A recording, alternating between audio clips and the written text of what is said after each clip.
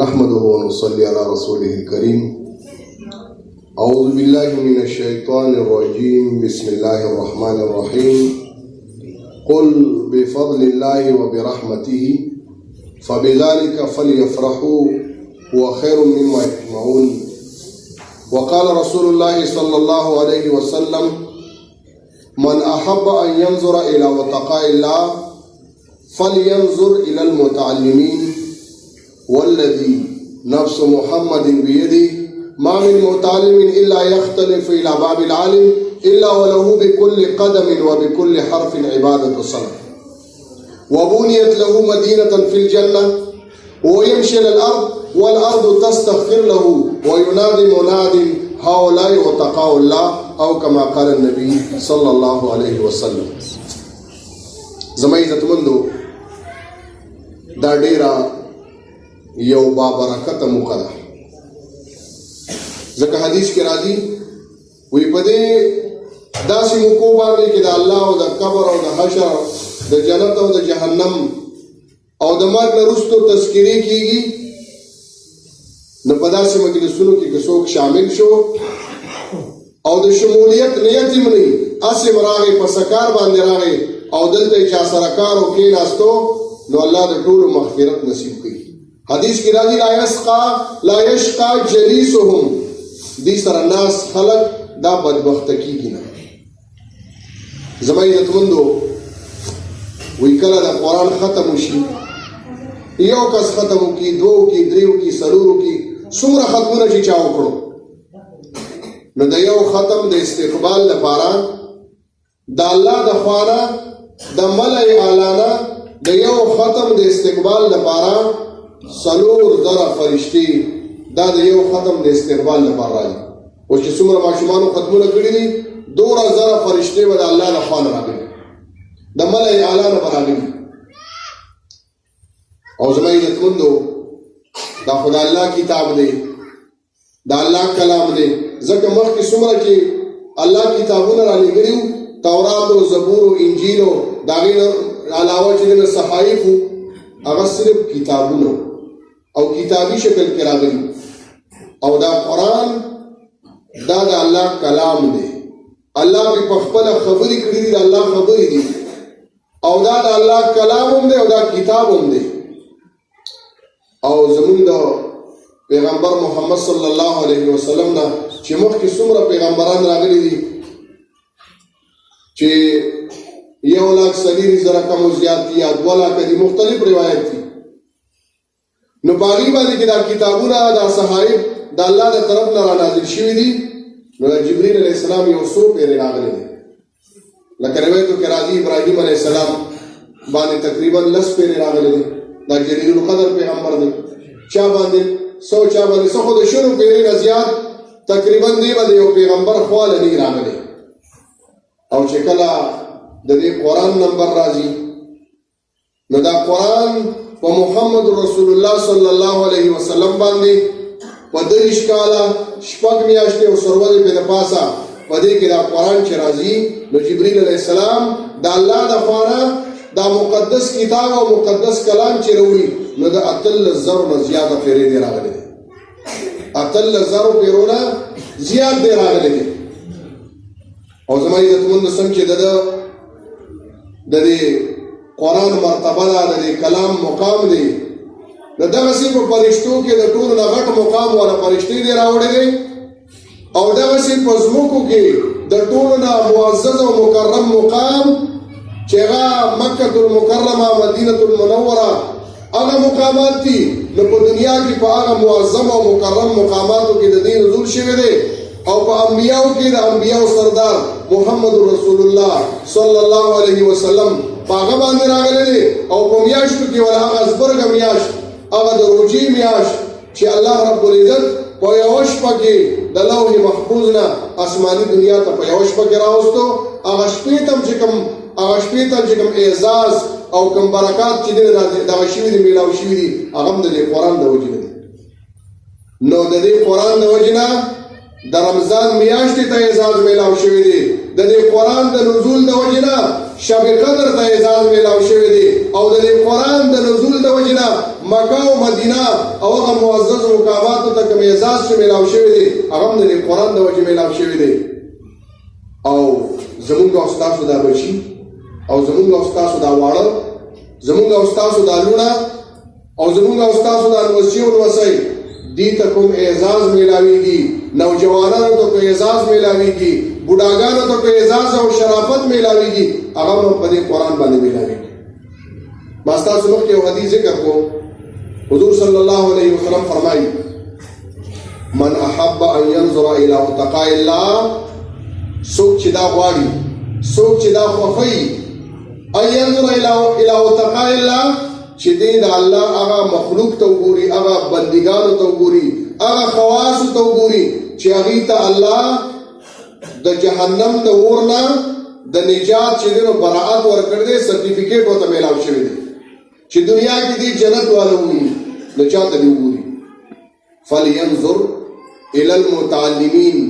نو دې د قرآن د شاګردانو ته وګوري هغه واري دي که لوی دي او که بوډاګان دي که ښځې دي او که نران دي خو هر څوک چې دي مسلمانان دي او قرآن یې زده کوي قرآن وایي قرآن خوري خپل صلاحیتونه په قرآن باندې چې نه لګوي فلینظر الی المتعلمین دا د قرآن طالبان دي دې ته وګوري دا په دنیا کې د جهنم نه آزاد خلق دي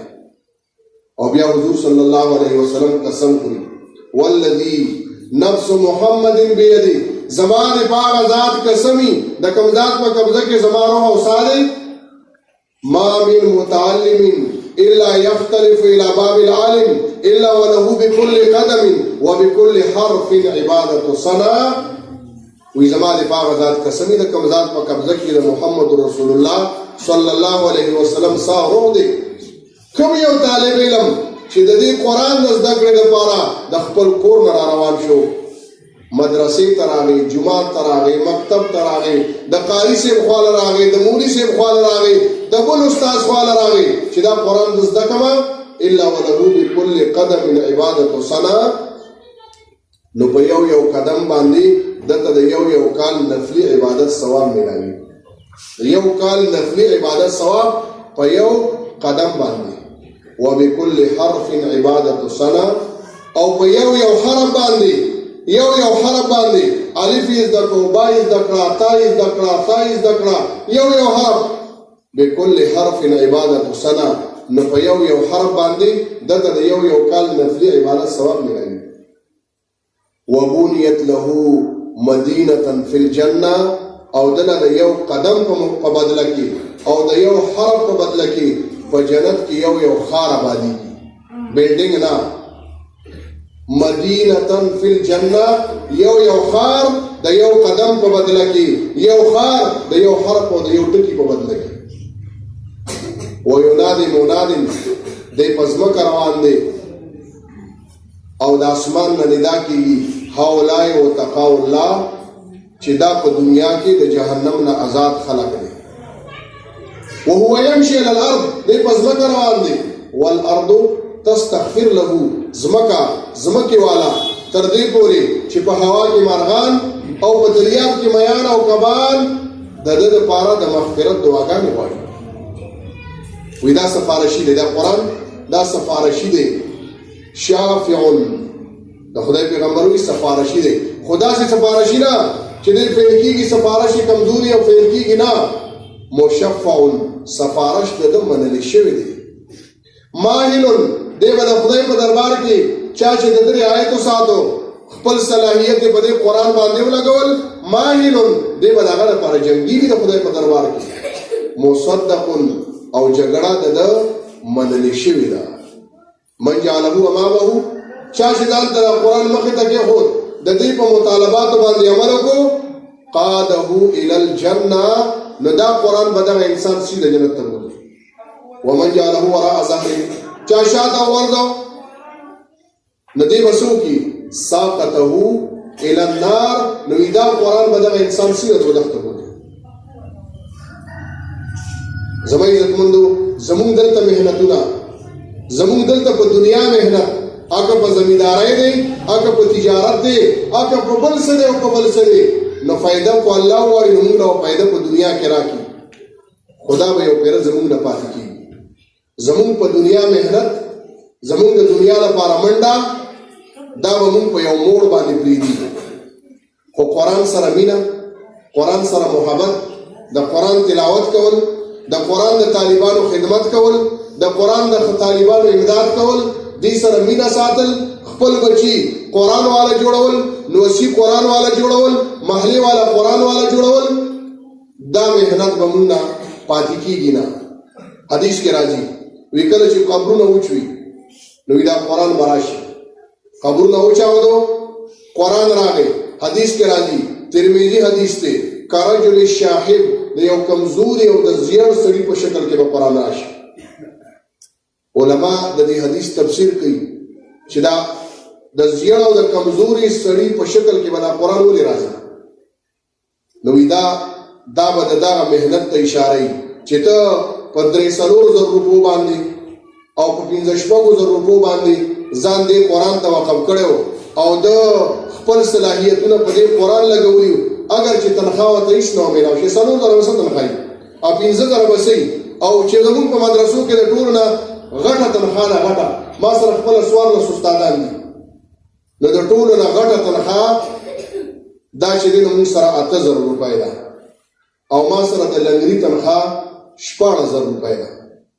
د لنګري تنخواه 14 زره او ما سره د ټولو نه غټه تنخواه چې ما سره هغه استادان پاتې کېږي او مستقل سار نواله پړهایي شروع کړي تر ماسپښینه پورې ډوډۍ چوټي پکې وکړي، مونځ وکړي، بیا پړهایي ته کښېني مازدیګره پورې، مازدیګر نه ماښام پورې پکې وقفه او ماښام بیا سبقونو ته کښېني ماسخوتنه پورې، او د ماسخوتن نه وروستو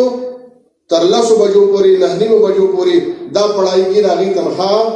8 زره روپۍ ده. د دې نه زیاته موږ سره نشته. په هغه لږه کې ډېر برکت واچي. لکه موږ سره یو قاري صاحب دی، سلیمان قاري صاحب دی، د بره ډنډي کوټ دی، 4 زره روپۍ د هغه تنخواه ده، او هغه چې دی نو په دې سال مال کې هغه ماسپښین مونږ له راځي او ماسپښین کې یو ګلاس اخلي